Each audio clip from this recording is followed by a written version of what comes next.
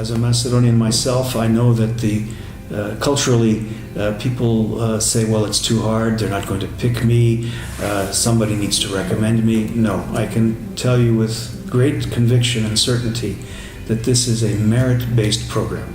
That if you apply, if you're careful to explain exactly what you need, you will get an objective assessment of your candidacy to participate in this program. You will be able to be confident that you were selected because you have the best application and the most specific need. So it doesn't cost you anything to apply. The expenses for the Macedonian participants in the program are to cover local living costs of these advisors, and maybe to pay for internet when you speak to them after they leave back in Canada, but this is nothing.